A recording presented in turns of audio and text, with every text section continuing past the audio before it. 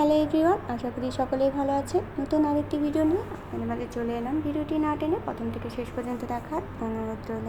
আজকে রান্না করেছিলাম ডিমের তরকারি। হ্যাঁ, ডিমটা ভাপিয়ে তারপরে তরকারি রান্না করেছি। এটা সরিষা দিয়ে করেছি। এটা কিন্তু খুবই মজার হয়েছে। আপনারা যারা এইভাবে ডিম তরকারি রান্না করে খাননি তারা একবার হলেও এটা ট্রাই করে দেখতে পারেন কতটা মজার। তো প্রথমে আমি দুটো ডিম ভেজে নেব। এই দুটো হচ্ছে আমার ছোটো ছেলের জন্য। ও হচ্ছে ভাপানো ডিমটা খাবে না, তাই ওর জন্য দুটো ডিম সিদ্ধ করে তারপরে নিয়েছি। ডিম দুটো ভাজা হলে এরপরে আমি হচ্ছে ভাপানো যে ডিম ভাপিয়ে রেখেছি ওটা আমি হচ্ছে ভেজে নেব। ভেজে নিয়ে তারপরে হচ্ছে রান্না করে নেব। এভাবে ডিমটা রান্না করলে কিন্তু খুবই মজা লাগে। এভাবে যারা ডিম রান্না করেননি তারা একবার বাসায় ট্রাই করবেন। এভাবে সরিষা দিয়ে খেতে কিন্তু খুবই মজা লাগে। আমি কিন্তু সরিষার সাথে একটু বাদাম বাটা তারপরে একটু পোস্ত বাটাও দিয়েছি।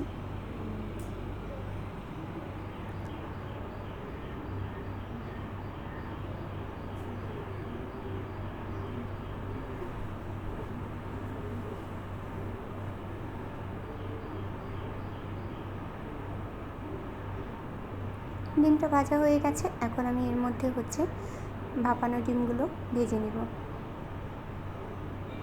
আর ডিম ফাটানোর সময় আমি এখানে একটু আদা বাটা, জিরা বাটা, একটু হলুদ গুঁড়ো, একটু পেঁয়াজ বাটা দিয়ে তারপরে হচ্ছে ডিমটা ফেটিয়ে তারপরে ভাপিয়ে নিয়েছি।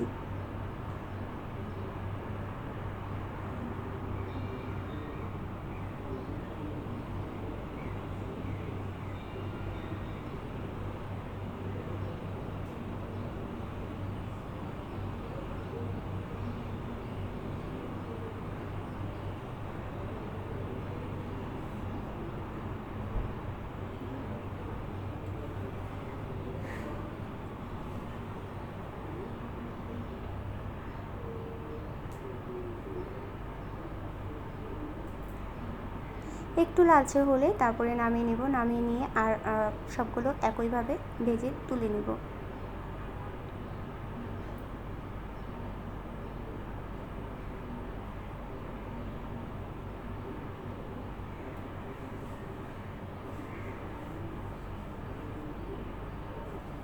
এটা যে কতটা মজার একটা রান্না, যারা এখনও খাননি তারা একবার বাসায় রান্না করলে বুঝতে পারবেন যে এটা কতটা মজার একটা তরকারি।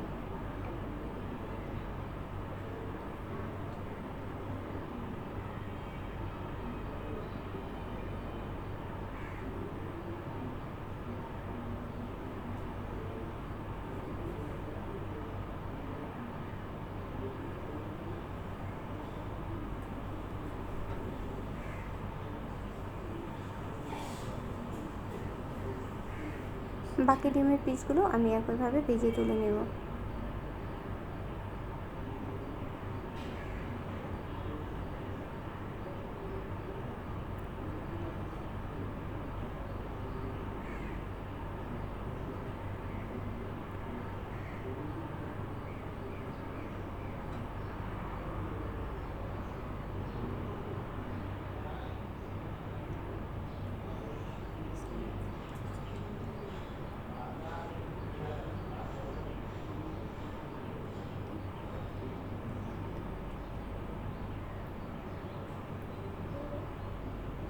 তো ডিমগুলো ভাজা হয়ে গেছে। এখন এখানে ফোড়নের জন্য দিয়ে নেব একটু জিরা,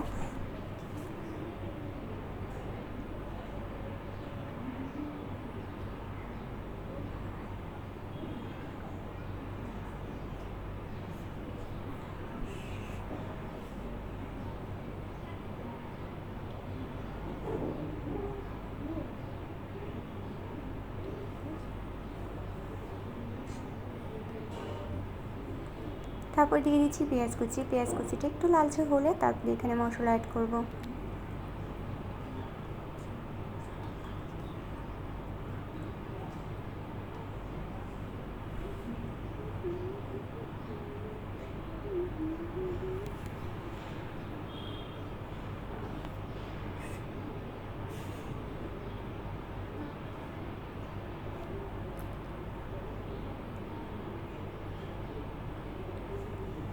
এখন এর মধ্যে মশলা অ্যাড করছি। একটু জিরা বাটা, আদা বাটা, হলুদ গুঁড়ো, পেঁয়াজ বাটা, রসুন বাটা, তারপরে বেটে রাখা সরিষা, পোস্ত, কাজু বাদাম একসাথে দিয়ে বেটে নিয়েছি। আর স্বাদ মতো লবণ দিয়ে মশলাটাকে ভালোভাবে কষিয়ে নিয়ে তারপরে হচ্ছে ডিমের পিসগুলো দিয়ে আবারও কষিয়ে নেব। কষিয়ে নিয়ে অল্প পরিমাণে জল দিয়ে ঝোলটা যখন একটু গাঢ় হয়ে যাবে ওই মুহূর্তে নামিয়ে নেব।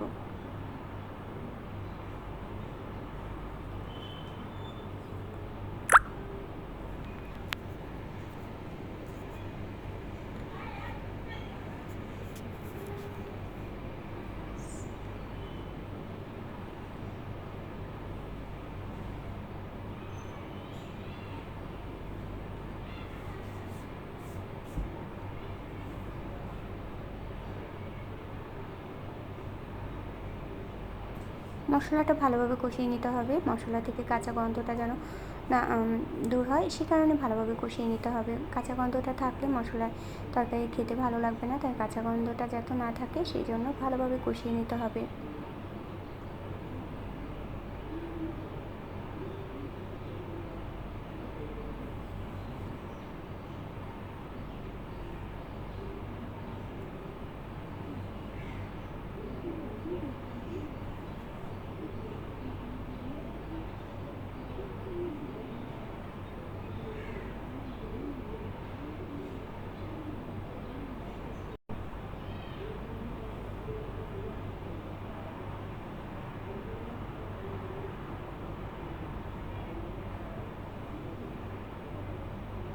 এখন এর মধ্যে ভেজে রাখা ডিমের পিসগুলো দিয়ে তারপরে আবার একটু কষিয়ে নিয়ে জল দিয়ে দিব।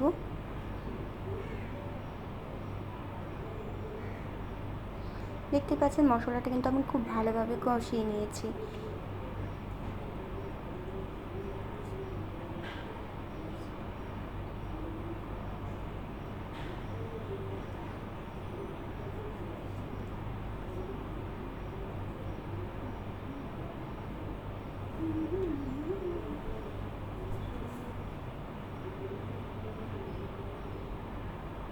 তো এই ছিল আজকে আমার রান্নাটা। আশা করি ভালো লেগেছে। যদি ভালো লেগে থাকে তাহলে আমার পেজে লাইক, কমেন্ট এবং শেয়ার করে পেজের সাথে থাকবেন।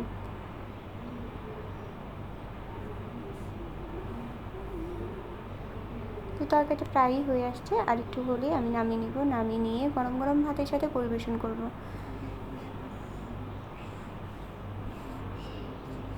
আমি একটু ঝোল মাখো মাখো রাখবো।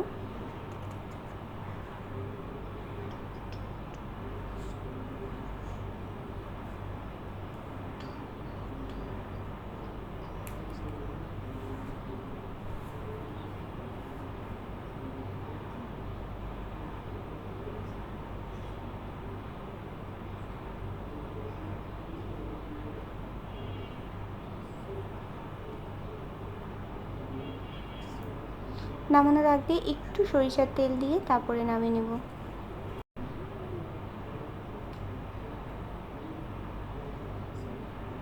ব্যাস হয়ে গেল আমাদের ডিমের তরকারি। ডিম সরিষা দিয়ে ডিম ভাপা, খুবই মজার সুস্বাদু একটা তরকারি।